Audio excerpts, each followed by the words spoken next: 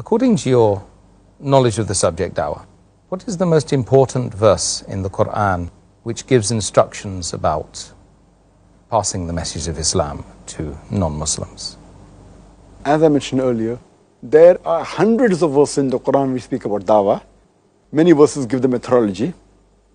But according to me, the master key for doing dawah to the non-Muslim is Surah Al-Imran, chapter number 3, verse number 64, which says, Kul ya ahlal kitab, say, O people of the book, ta'alaw ila kalmatin sawa'im baynana wa baynakum, come to common terms as between us and you. Which is the first term? Allah na'budu illallah, that we worship none but one Allah subhanahu wa ta'ala. Wala nushrika bihi shay'un, that we associate no partners with him. Wala yattakhiza ba'duna ba'dan arbaban min dunillah, that we erect not among ourselves lords and patrons other than Allah.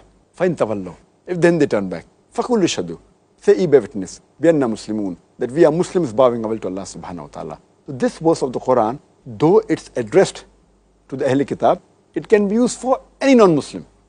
It says, Ta'alaw ila kalmatin sawa'im baynana wa baynakum, come to common terms as between us and you. Which is the first term? Allah na'budu illallah, that we worship none but Allah. So the most important thing that we have to speak to the non-Muslim is about the concept of Tawheed, concept of oneness of Allah subhanahu wa ta'ala.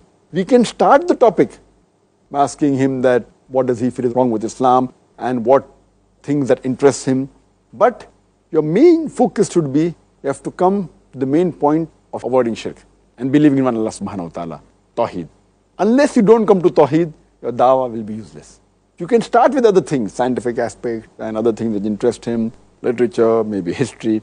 But unless you do not prove to him about Tawheed, the oneness of Allah subhanahu wa ta'ala, your dawah will be useless. You have to prevent him from doing shirk. Therefore, I call this verse of the Quran as the master key for dawah.